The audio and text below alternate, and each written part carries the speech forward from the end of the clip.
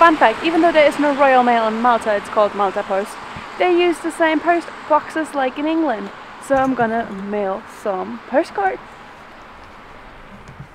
Bye!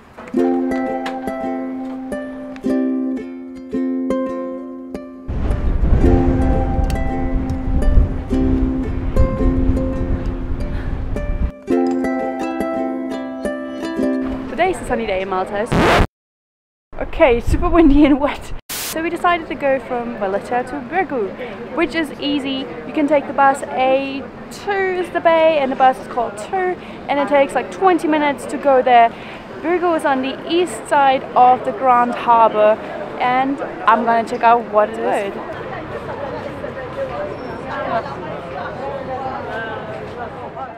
The central bus station of Valletta isn't hard to find. It's just outside of the main gates and next to the Triton fountain. And there are information boards, there's some people you can ask for specific information, but it's pretty easy. You can use your bus ticket again.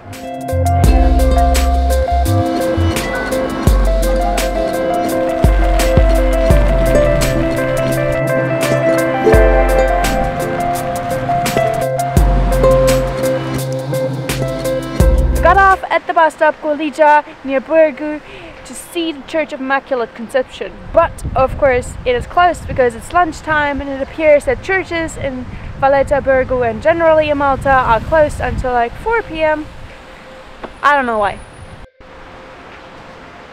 If you know why, drop me a comment down below, I'd love to know.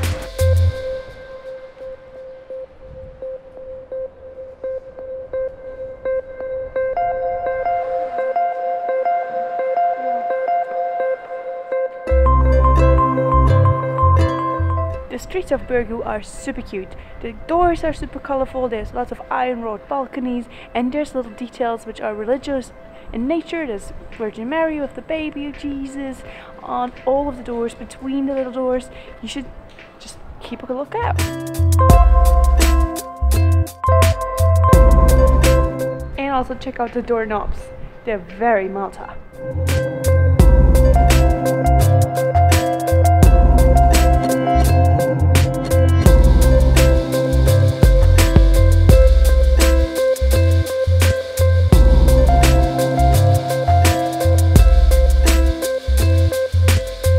Like on the island of Gozo and Ga, the Fort Verdala is also occupied. It's residential now. There's people living in it, so it's not really a tourist attraction. But if you want to see an old-timey fort in a modern setting, it's one of the cool things to see in Birgu, Malta.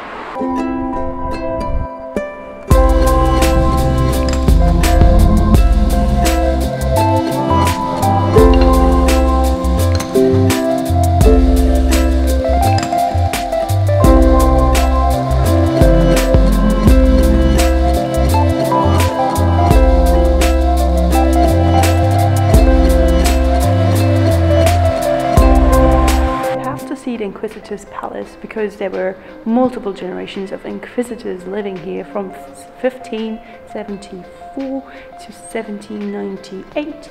There lived a couple of Inquisitors. Some of them just used it as a residential place, then they erected a garden and a prison, and under French occupation all of that changed.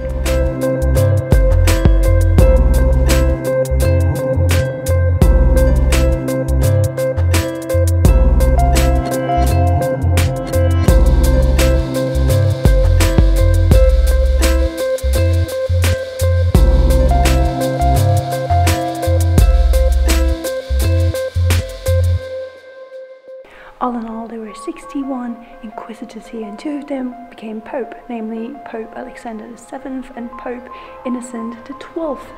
And those people came from rich Italian homes and just came here as one step into the career ladder, so they wanted to make it really homely and furnished it accordingly with a lot of lavish paintings, with ivory quills, with carpets, and lots of gems and corals and whatever they felt they needed to have a very exquisite home, as they were used to back in Italy.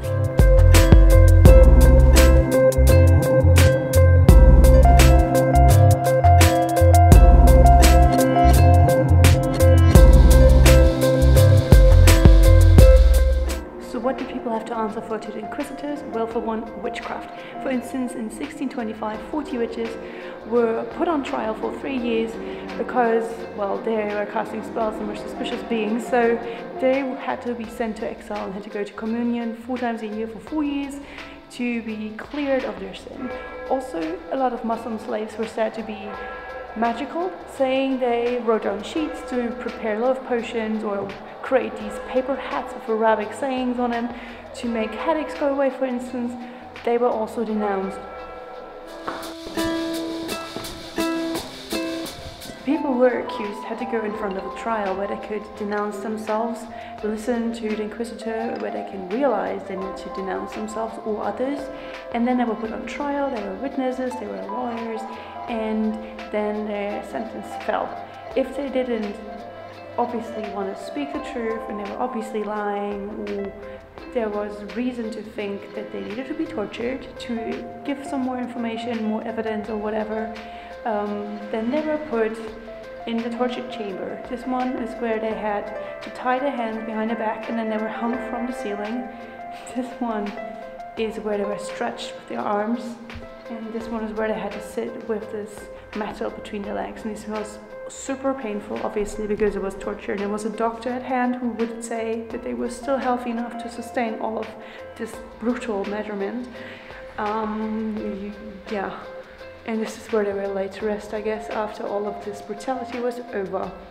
Some inquisitors used a lot of torture, others not so much, and generally it wasn't recommended, but they still used it, so good thing the Inquisition is long over.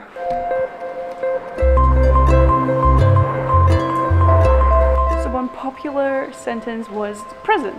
These were super small chambers where people had to stay for a long or short time depending on the sentence. They had to feast on bread and water only, and this was a small prison yard where they could see sunlight, maybe.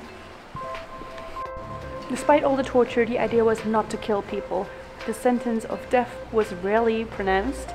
Usually people were publicly humiliated, they were hurt physically. Corporal punishment was also favored, and a lot of people were put in prison. They were like super small chambers. They had to feast on bread and water in the dark. Sometimes I guess they would come out into the prison yard, which is this one, until they were released, and then they had to go to church and confess multiple times, and you know, the sentence was varied from person to person. In 1798, the last Inquisitor left Malta just 2 weeks before Napoleon came and freed Malta from the Inquisition in the name of freedom.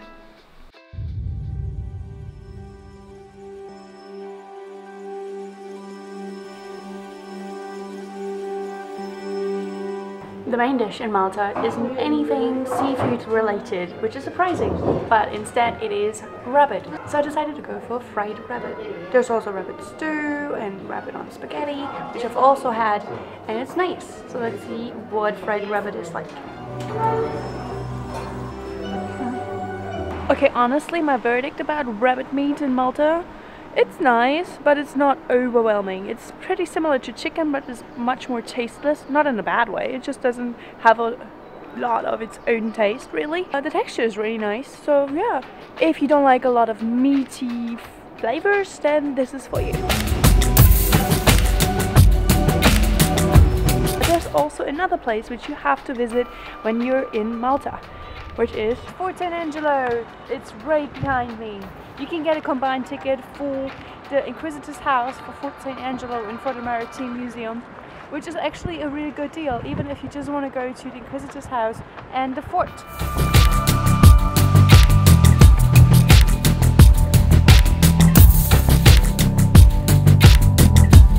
When you walk from the Inquisitor's house to the fort, don't walk upwards because you have to go all the way down, and then you have to go up into the fort and up again. It just never stops. So that's fun. I'm so unfit, I don't want to do it.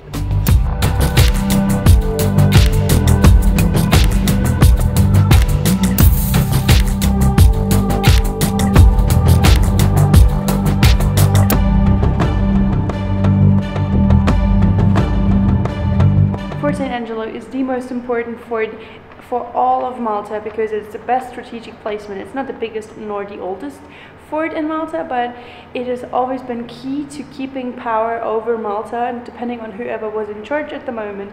Even as early as the Roman times was there a fort here. They always changed it and enhanced it over time, and the British people, when they occupied Malta, they enforced it even more. It was really intense. All of the cannons they put up here, like nobody would dare enter this natural harbor unless they wanted to be bombed.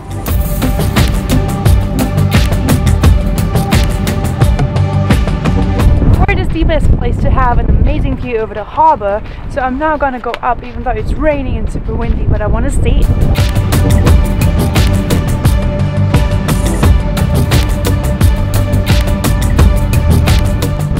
Yep, it's pretty windy up here. I can barely talk or stand or whoa.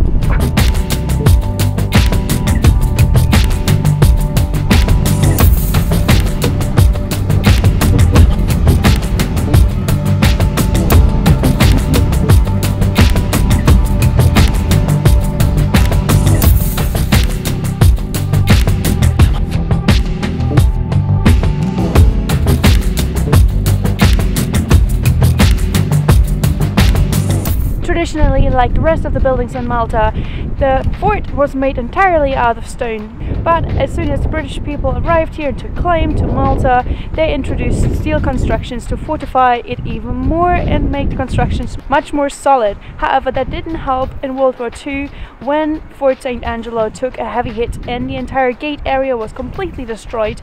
Over time it was rebuilt, so you can see how it looked like in the 17th century, but essentially then the fort went down. If you couldn't tell by now, it gets really wet and windy here in Malta because it's located by the sea. So always be prepared for rain or storm, wear appropriate clothing that doesn't really get cold when the wind just pushes through your clothes. And some more tips. Maybe don't pack an umbrella because they will end up like this. Maybe wear a poncho. They usually cost around €5 here in stores, so it's a good idea to pack it for yourself. And if you need some more packing tips for Malta, I'll put the link down below. It's all on the blog, where to go in Malta, what to see, things to do in Malta and Birgu and all of the places.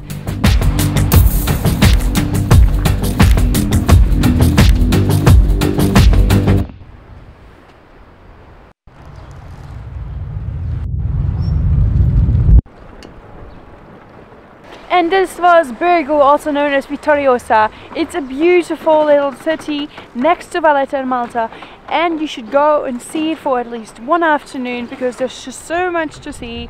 It's not very big by any means, but it's got beautiful alleys, it's got this impressive fort, and it's got the Inquisitor's house, which gives you insights into a very impressive and distinct time in history of Malta. So check it out.